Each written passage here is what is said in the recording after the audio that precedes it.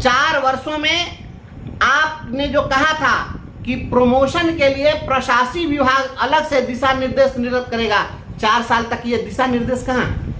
ये दिशा निर्देश कौन निर्गत करेगा? इन शिक्षकों को प्रमोशन कौन देगा? जो शिक्षक लगातार 15 वर्षों से काम करते हुए, 20 वर्षों से काम करते हुए अपने प्रमोशन के लिए लालायित है, वह कुंठित हो गया, मानसिक अवसाद से ग्रसित हो गया, आखिर इसको कौन देखेगा? इसके लिए भी कुछ निराले और अनूठे अंदाज में आप कुछ काम कर दीजिए, आपका हम लोग जय जयकार करने के लिए तैयार हैं। नमस्कार साथियों, आज हम आपसे बात करना चाहते हैं जो अभी शिक्षा विभाग में हमारे एसीएस महोदय एस सिद्धार्थ साहब जिस तरीके से आज नए अंदाज में, अनूठे अंदाज में विद्यालयों का निरीक्षण अनुश्रवण करने के लिए निकले, तो उसके बाद बहुत सारी उनकी तारीफें हो रही है।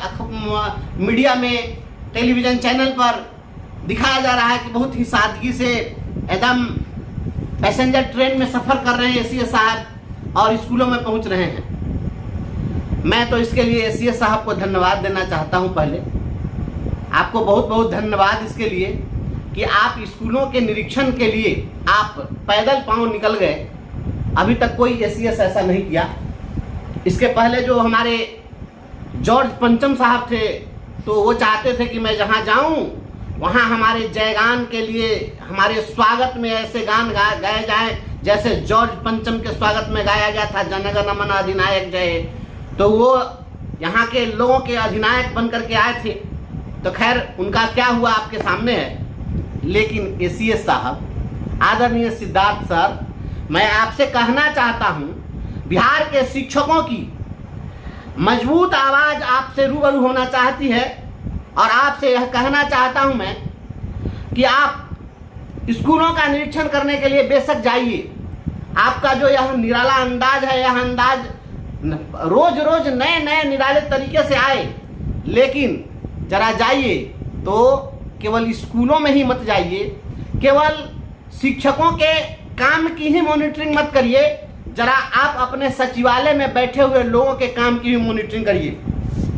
हमने आपको 24 तारीख को यह मांग पत्र सौंपा है। यह आप देखिए, मैंने 24 तारीख को यह मांग पत्र हमने दिया है और यह मांग पत्र आपके टेबल पर गया है। आपने इसको देखा भी है। जिस तरीके से आपने यह बताया है कि शिक्षकों की समस्याएं राजभवन तक पहुंच रही हैं, तो सबसे ज़्यादा पत्र मैं ही लिखता हूं। तो हमने राजभवन को ही पत्र लिखा है और सभी को हमने पत्र दिया है। माननीय मुख्यमंत्री जी को भी दिया है और मुख्य सचिव महोदय को भी दिया है, आपको भी दिया है, डायरेक्टर सेकेंडरी को भी हमने दिया है। आप जरा इसको देखिए। 2020 की जब नियमावली आई, तो इस नियमावली में मैं बात करना चाहता हूं हाई स्कूल के शिक्षकों की, फिर हम प्राइमरी की ही बात करेंगे। तो जो माध्यमिक, उच्च माध्यमिक विद्यालय के शिक्षकों के लिए नियमावली 2020 लाई गई, उसकी कंडिका 14, उस कंडिका 14 में कहा कि नगर उच्च माध्यमिक शिक्षक एवं प्रधानाध्यापक के पद पर प्रोन्नति हेतु पैनल का निर्माण किया जाएगा। इस हेतु नियुक्ति के लिए गठित समिति सक्षम प्राधिकार होगा। प्रशासनिक विभाग के द्वारा प्रोन्नति से संबंधित विस्तृत दिशा निर्देश अलग से निर्गत किया जाएगा। एसीएस साहब, आपके निरीक्षण का स्वागत है, लेकिन इसका कौन जवाब देगा कि आप 2020 में नियमावली बनाते हैं और 2020 के बाद ये 24 चल रहा है और 2024 का आधा साल बीत गया। यह 4 वर्षों में क्या हुआ? 4 वर्षों में आपने जो कहा था कि प्रमोशन के लिए प्रशासनिक विभाग अलग से दिशा निर्देश निर्गत करेगा, 4 साल तक ये दिशा निर्देश कहाँ? ये दिशा निर्देश कौन निर्गत करेगा? इन शिक्षकों को प्रमोशन कौन देगा? जो शिक्षक लगातार 15 वर्षों से काम करते हुए, 20 वर्षों से काम करते हुए अपने प्रमोशन के लिए लालायित है, वह कुंठित हो गया, मानसिक अवसाद से ग्रसित हो गया, आखिर इसको कौन देखेगा? इसके लिए भी कुछ निराले और अनूठे अंदाज में आप कुछ काम कर दीजिए, आपका हम लोग जय जयकार करने के लिए तैयार हैं। आम आवाम के साथ शिक्षक भी आपका जय जयकार करेंगे। जरा इसका भी जवाब दे दीजिए, प्रमोशन क्यों नहीं हुआ? और प्रमोशन करना क्या था, इसमें कहा था कि प्रशासनिक विभाग अलग से दिशा निर्देश निर्गत करेगा। ये 2-4 लाइन का दिशा निर्देश आपको निर्गत करने में 4.5 साल लग गया और 4 साल लग गया और दिशा निर्देश निर्गत नहीं हुआ। तो जरा इसकी भी मॉनिटरिंग कर दीजिए, यह हम आपसे हाथ जोड़कर आग्रह कर रहे हैं। और अब मैं आपको बताना चाहता हूं, प्राइमरी के जो शिक्षक हैं, जो पंचायत प्रखंड नगर शिक्षक हैं बेसिक ग्रेड के, उनका केस अवमाननावाद 1742/2017 जिसकी सुनवाई 13 सितंबर 2020 को हुई और उसमें माननीय उच्च न्यायालय के समक्ष आपके पदाधिकारी डायरेक्टर प्राइमरी एजुकेशन स्वयं सदैव हाजिर हुए और उन्होंने कहा कि हमको 3-3.5 महीने का समय दे दीजिए। तो कोर्ट ने 5.5 महीने का समय दिया और कहा था कि इसके बाद फिर इफ वट नहीं सुनेंगे।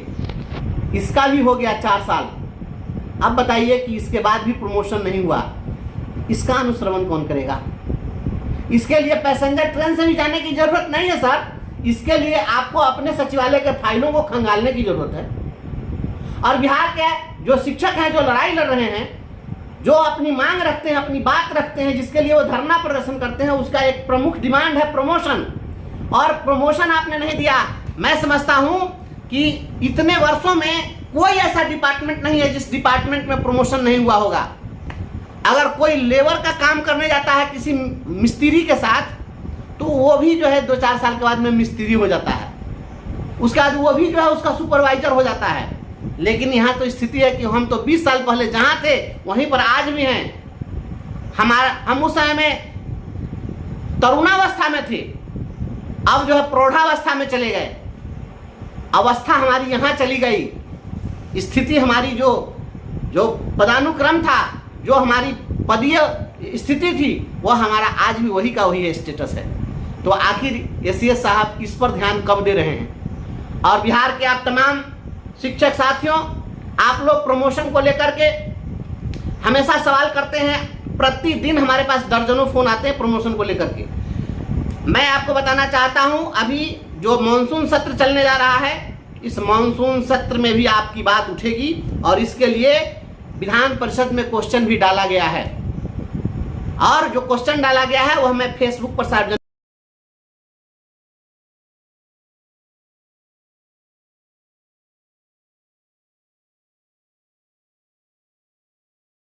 कर दूंगा, उसको आप देख लीजिएगा।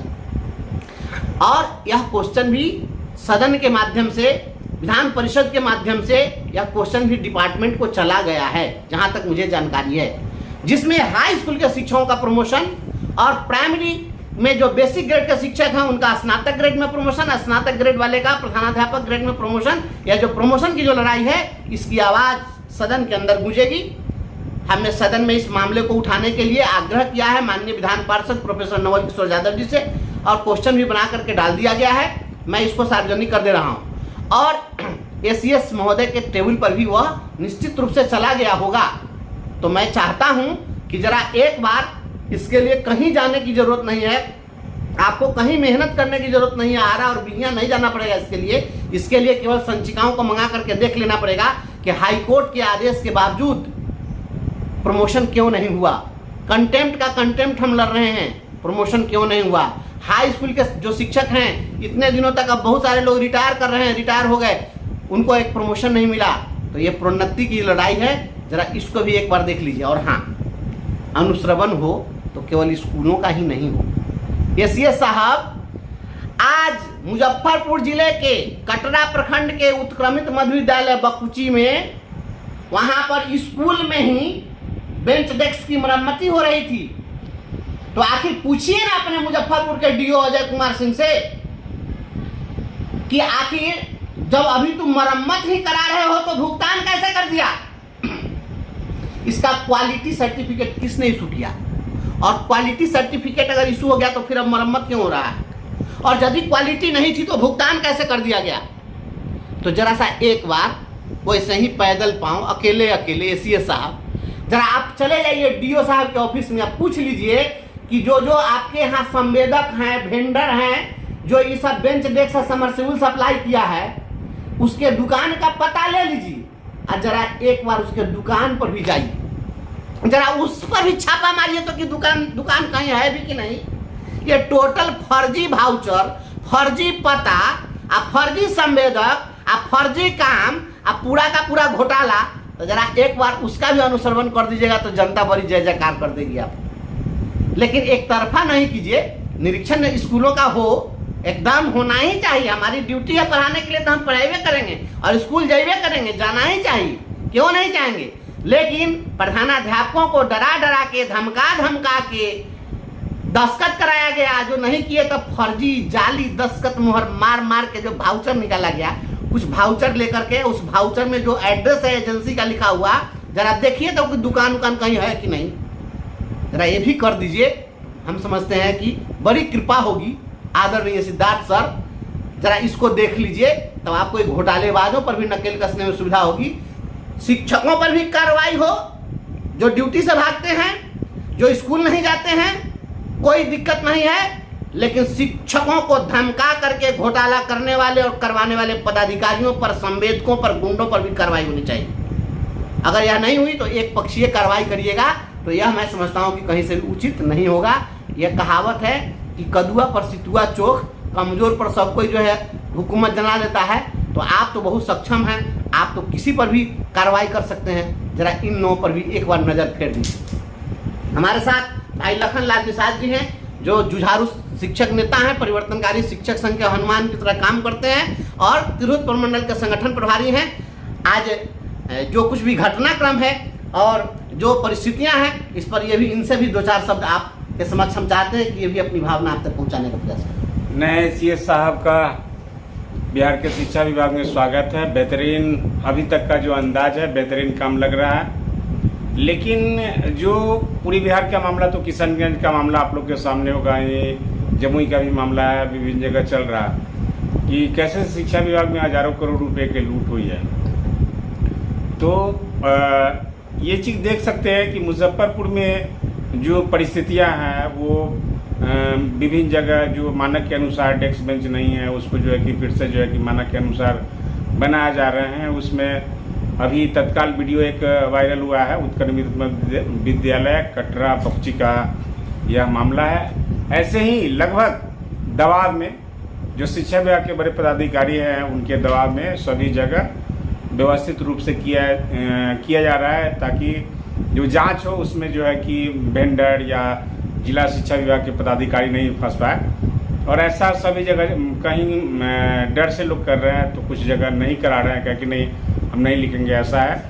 तो माननीय सिद्धार्थ साहब से आग्रह है कि इसकी बेहतरीन अविलंब जांच हो और जितने भी ये पैसे के बंदरवाट करने वाले पदाधिकारी हो, उन पर सख्त से सख्त कार्रवाई हो, ताकि